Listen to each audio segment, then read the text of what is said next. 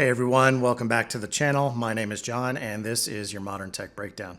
Today I'm taking a look at the latest and greatest ideas from the European regulators, this time changing their mind about providing Windows kernel access for security software makers.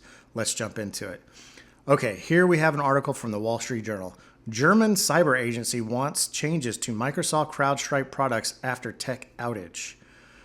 Germany's powerful cybersecurity agency is seizing the moment and hoping to rattle tech and cyber companies into altering their products to head off another mega meltdown.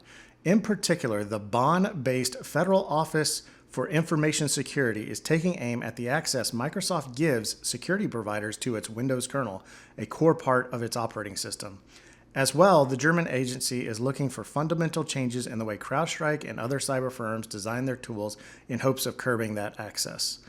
Well, just one issue here, guys. As this channel has covered previously, Microsoft was forced to give kernel access to these software makers through a 2009 agreement with the European Commission. So now I guess the European bureaucrats understand that, hey, maybe kernel access is not such a great idea.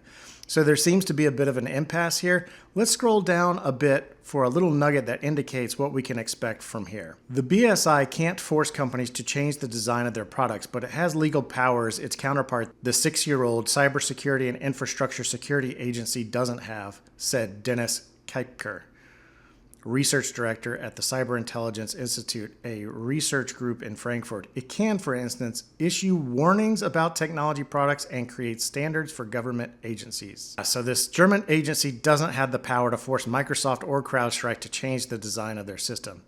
It would seem that all they can do is issue reports and warnings. Wow, amazing. Reports and warnings, guys. Amazing. I don't think this is going to change anything, but let's break it down. First, Microsoft is not going to break its agreement with the European Commission without explicit permission to do so by the European Commission.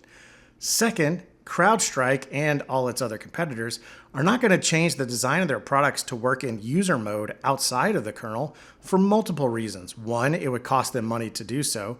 Two, Microsoft probably hasn't created APIs that can be used to replace the current functionality of their product. And three, and perhaps most importantly, moving their product outside the kernel creates a blind spot for them, thus reducing the value of their product.